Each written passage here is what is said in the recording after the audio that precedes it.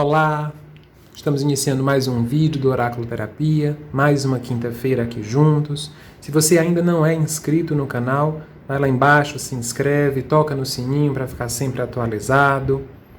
Se você gostar do conteúdo, curte, comenta, compartilha, deixa lá seu comentário, sua dica de vídeo, sua dica de tema, sua dica de conteúdo para os vídeos que virão logo mais, tá certo?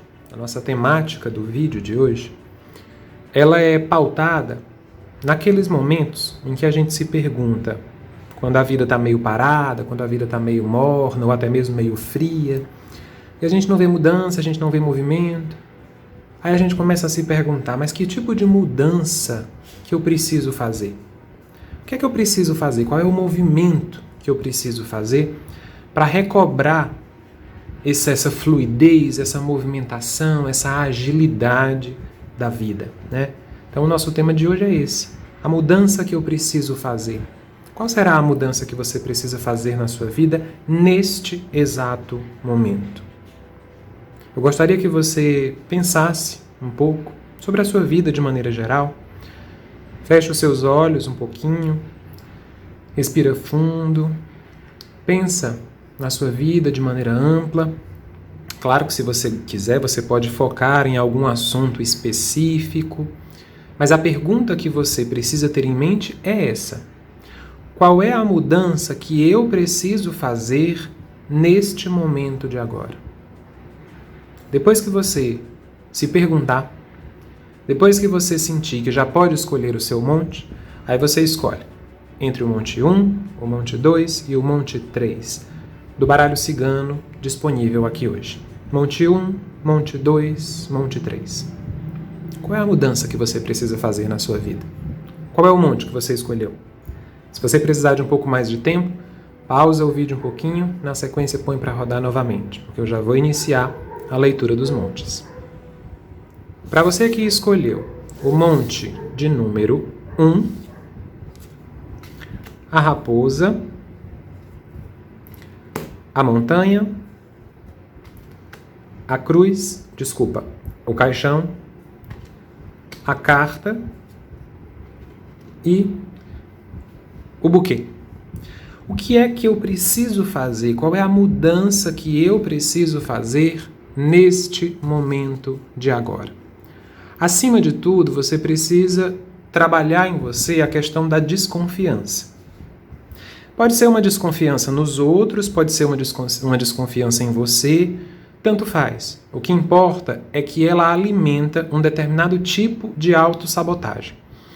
Não consigo lhe dizer com precisão qual é esse tipo de autossabotagem, mas é um tipo de autossabotagem que, claro, como o próprio nome já diz, vai embarrear, né, algumas das suas atitudes, alguns dos seus caminhos. Seria interessante que você revisitasse as suas memórias, as suas emoções, principalmente da época ali entre os seus 15, 17 anos de idade, até os seus 35, 37. Se você já tiver ultrapassado dessa faixa etária, você revisita essa faixa etária, essa época que eu mencionei aqui para você. Se você está dentro dessa faixa etária, dos 17, 15, 17 até os 37, né, o nosso topo, o nosso máximo, seria interessante que você observasse como esse momento, como esse período dessa faixa etária vem contribuindo para o seu amadurecimento e para o seu crescimento pessoal. Por que eu pedi que você revisitasse essa época, se é que você não faz parte dela neste momento? Porque é provável que ela tenha criado ou esteja criando, para o caso de você ainda estar dentro dela, determinadas crenças limitantes que vêm sendo alimentadas pelo seu emocional. Crenças limitantes que embarreram o seu sucesso pelo pensamento de que você não é capaz, de que você não é útil, de que você não é até mesmo responsável por determinadas situações, né? Então, das duas, uma, ou às vezes você assume responsabilidades além do que deve, ou assume responsabilidades menores do que deveria. Então, a gente precisa equilibrar mais, na verdade, equilibrar bem a sua individualidade, a energia da sua individualidade, e para isso é necessário trabalhar as crenças limitantes, os aspectos relacionados à autossabotagem e revisitar tudo aquilo que diz respeito à maneira como você se mostra para o mundo. Um comportamento bobo demais ou um comportamento reativo demais não favorece uma abertura da sua luminosidade, da sua energia para o mundo, tá? Então, às vezes, o que é que acontece? Às vezes pode acontecer de você perder oportunidades por estar numa frequência de muita fragilidade. Outras vezes pode acontecer de você acabar perdendo oportunidades por estar numa frequência muito cheio ou cheia de si.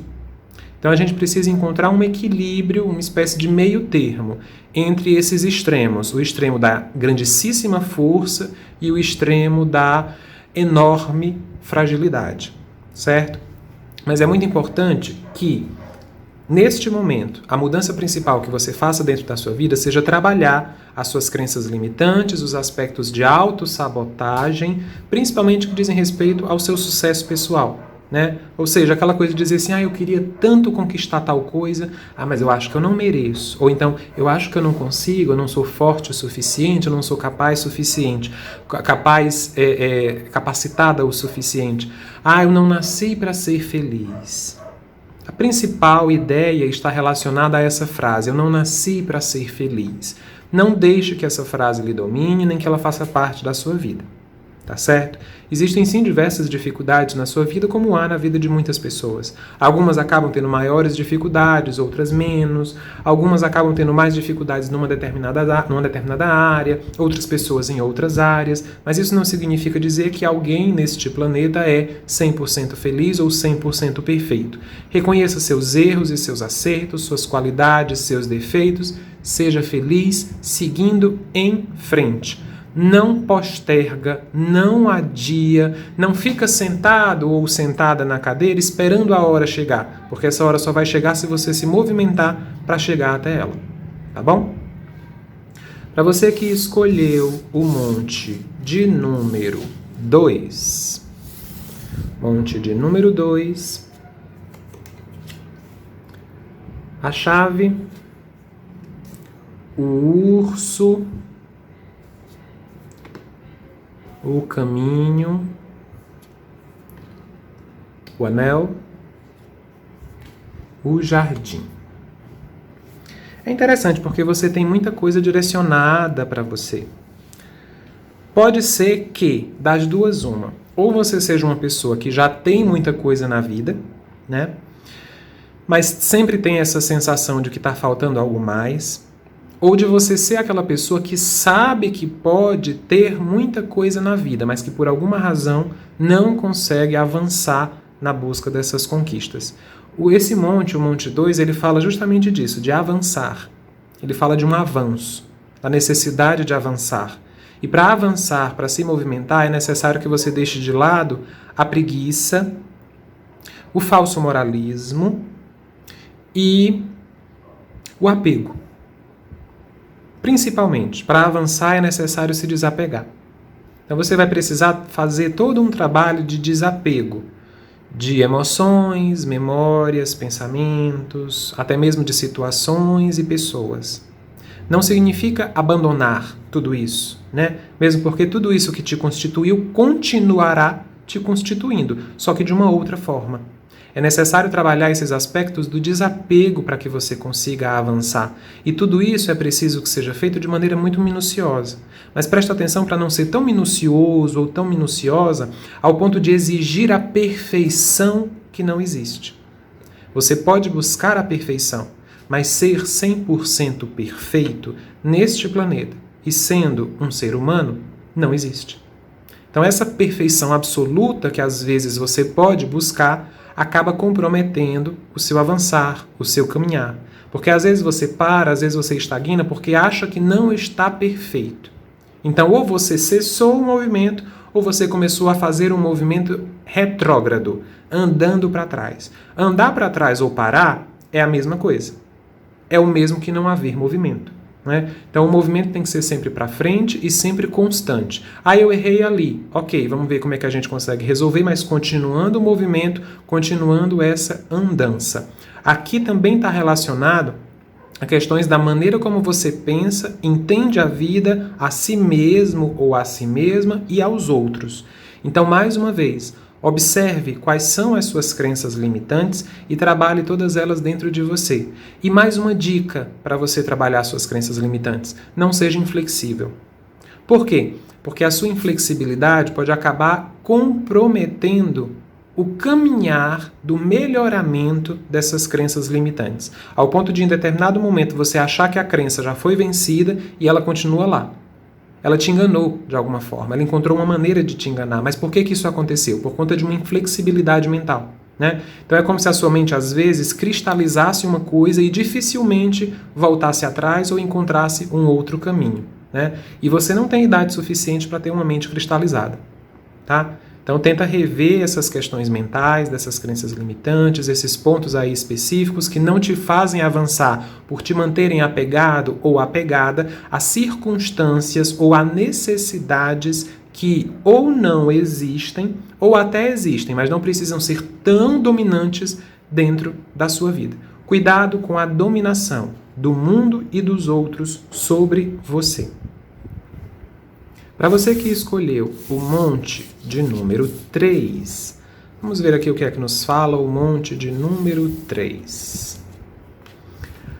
A foice, a cegonha, o sol, as crianças e a cruz.